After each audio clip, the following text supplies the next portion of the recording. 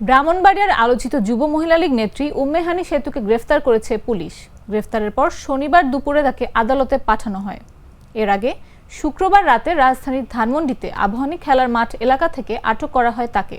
বিষয়টি নিশ্চিত করে ধানমন্ডি থানার ভারপ্রাপ্ত কর্মকর্তা আলী আহমেদ মাসুদ জানান, আবাহনী মাঠের পাশে সড়কে সেনাবাহিনী সহ যৌথ বাহিনীর তল্লাশি অভিযান চালানোর সময় উম্মে হানি সেতুকে পেয়ে তাকেও তল্লাশি করা হয়।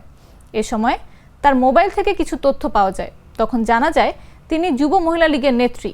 5 আগস্ট আওয়ামী সরকার পতনের পর দলীয় নেতাদের বিরুদ্ধে বিস্ফোরক মন্তব্য করে দেশব্যাপী ভাইরাল হন উম্মে হানি সেতু। তবে জিজ্ঞাসাবাদের পর তিনি এখন রাজনীতির সঙ্গে জড়িত নয় বলে জানা যায়।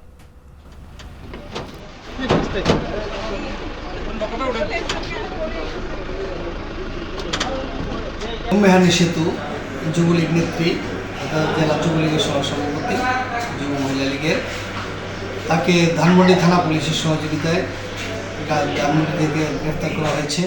সে অত থানার 3টি মামলার এজাহার নামী আসামি। তাকে ওই মামলায় গ্রেফতার দেখে বিজ্ঞ আদালতে। আমার একটা স্মার্ট সিদ্ধান্তে 25% গ্যাসের খরচ কমেছে। ভাবছেন কিভাবে? সাধারণ গ্যাস স্টোভ বদলে আমি এনেছি আরএফএল গ্যাস স্টোভ। এর সাইন্টিফিক নজল ও ব্রাস বার্নার ক্যাপ সমানভাবে তাপ ছড়িয়ে রান্না করে দ্রুত।